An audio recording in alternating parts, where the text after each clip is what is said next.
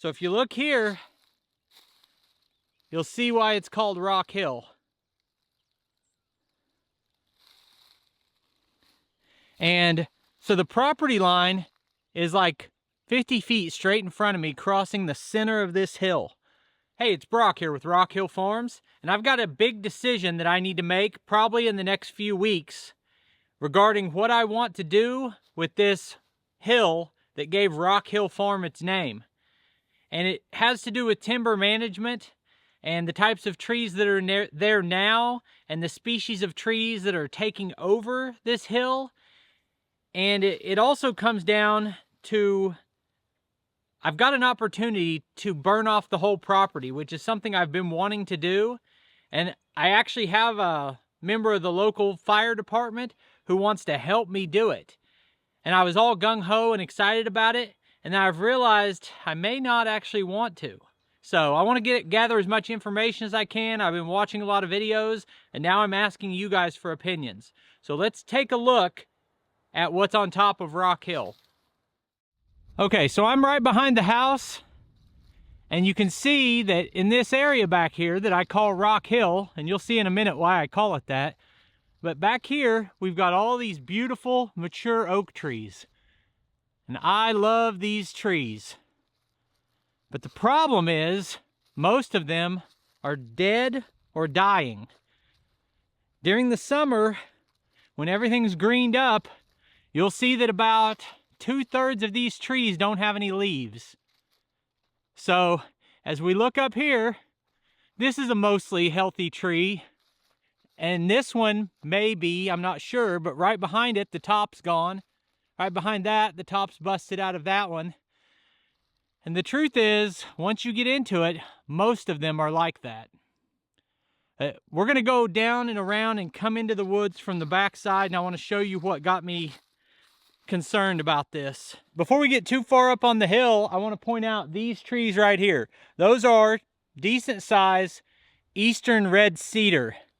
And cedar is one of my favorite trees. I love the way they look and the way they smell. I love milling them and making things out of the lumber. But it's kind of a tree that when you research it, you get a lot of different opinions on.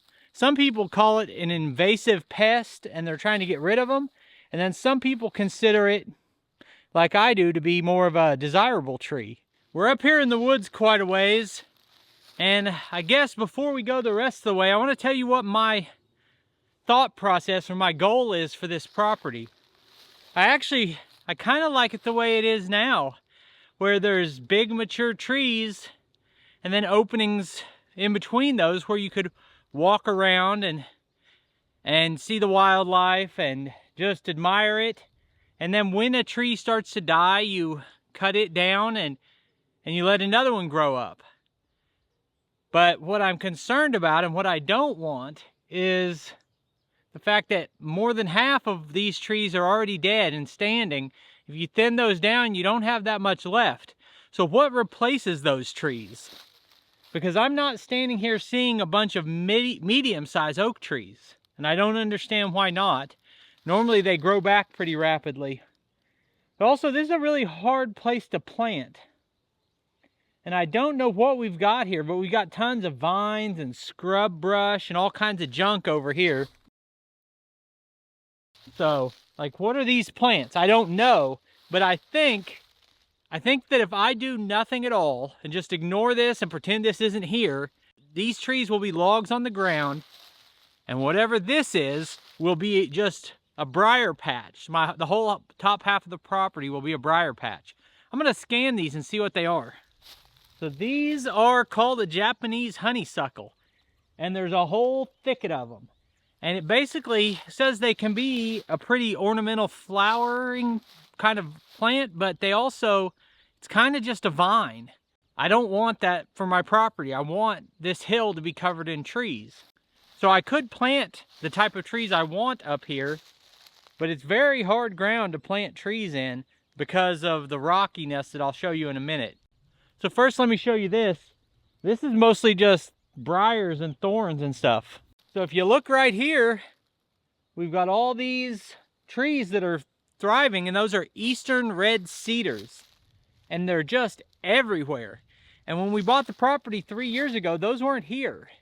There were some, but they were tiny. I'd noticed just like sprigs. And these are 5 foot tall, 6 foot tall, very quickly. So it's obviously a quick growing tree. And I'm considering if maybe I should just let these cedars take over and thin out the oaks. I mean, they make a nice canopy when they're alive, but they're just so spread out now. So I'm doing my research on the Eastern Red Cedar. But let me take you on up the hill and show you the rest of it. The thing about these cedars is they'll make great lumber on the sawmill in about 20 years if we let them grow. Now, I had made the decision to burn it off, but if I do that, I'd lose these in a hurry. So I was just telling a friend about what I'm telling you guys, and he said, why would you burn that? Well, because I don't want it to become just completely impassable with thorn bushes and that kind of junk.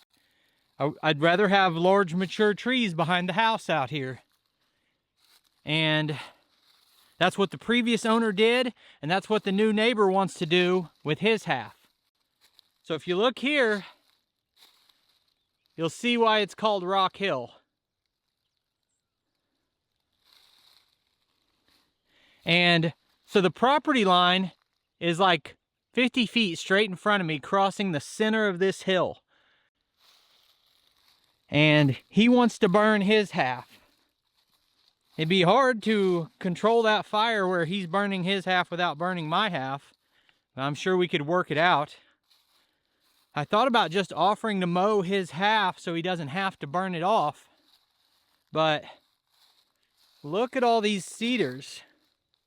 You guys know I originally bought this property, and before we even moved here, while we were waiting on the closing and everything, I decided I wanted to start a Christmas tree farm. So I think these cedars are really cool. And part of me says, thin these out. They're too close together right here. So take half of them and thin them out and see if I can transplant them up at the front of the property along the road. While I'm talking, look at that sucker hung up that died and fell. But, so I have an inclination to maybe save half these trees here and then transplant the other half. Rock Hill Farm. I get all these comments that say like, wow, must be nice having perfect rock-free soil where you can dig easy. It's the weirdest thing that 50% of my property is completely rock-free. Like, you can dig a whole pond and not see a single rock. Then up here, it's a little bit different. What I was hoping would happen was that I could come up here and find young oak trees and protect those. I wonder if these are oak trees right here. I don't know what they look like when they're small.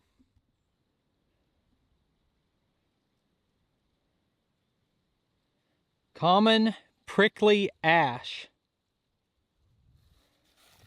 I think ash trees don't really make it because of that ash borer. Am I getting that right? Let's check another one.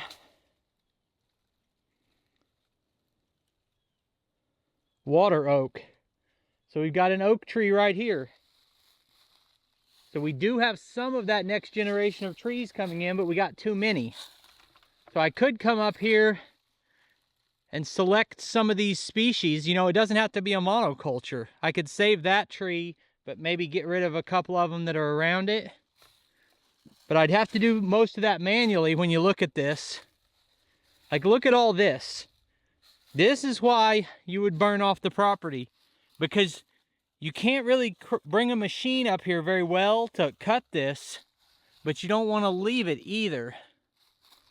This is the part I don't like. I don't want my property to look like this. All right, I've walked all the way across it. There you can see the house and kind of get a feel for it. I have had the skid steer up here. You can bring it up. It's just hard to do any cutting while you're up here because the machine bounces so much. And look at this. This is a small tree. top's missing out of it.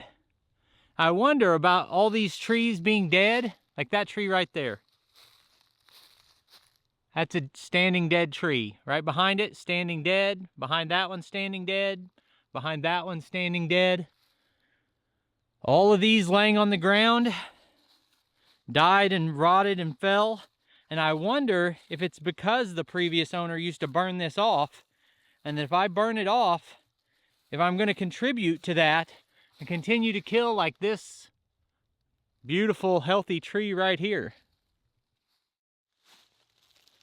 All right, guys, so I'm looking for your experience and your opinion and just your thoughts on what I've said about it. I keep thinking people are going to tell me just leave it alone and let nature do what it does. But I kind of think it'll just be a mess of brambles. I've said that 3 times already, but I feel like I want to protect some tree species up here and make sure that we've got mature trees up here in 20 years. So let me know what you think. I appreciate you taking time to watch this video. I'll put links on the screen to a couple more of our videos, and I'll see you next time.